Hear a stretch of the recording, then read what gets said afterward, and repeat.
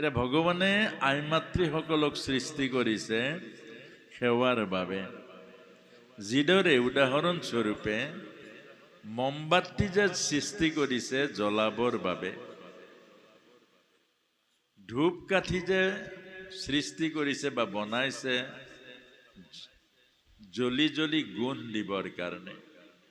ধূপকাঠি যিমান জ্বলিব, যিমান জগতত সুঘ্ৰাণ দিব, নিজে জ্বলি জ্বলি সিমানে ধূপকাঠিৰ গুণ আৰু গৰিমাৰ প্ৰকাশ হ'ব আৰু ধূপকাঠি নিৰ্মাণৰ উদ্দেশ্য সাৰ্থক হ'ব।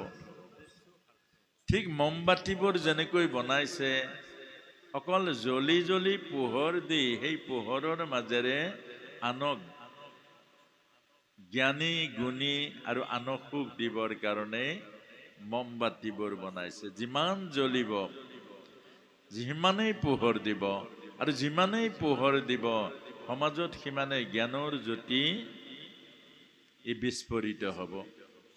ঠিক তদ্ৰূপ এই আইমাতৃসকলকো প্ৰভুৱে সেৱাৰ কাৰণেহে বনাইছে। উদাহৰণস্বৰূপে প্ৰতিগৰাকী মাতৃ ভাৱনাযুক্ত আয়ে দি ভাল পায়, আনক সুখ দি ভাল পায়, আনক খুৱাই ভাল পায়, আনক মৰম কৰি ভাল পায়, আনক হিয়া উজাৰি নিজক বিলাই দি ভাল পায়। হয়নে নহয় বাৰু? এজন পুৰুষে লৈ ভাল পায় আৰু এগৰাকী আয়ে দি ভাল পায়।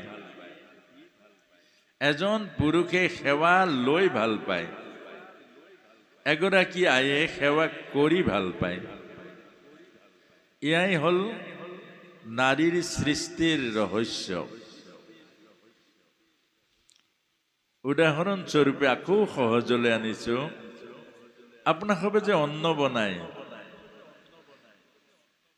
কেৰাহী চুচি চুচি দিলেও কোনোবাই যদি খুজি খুজি খায় ভাল পায় নে নাপায়?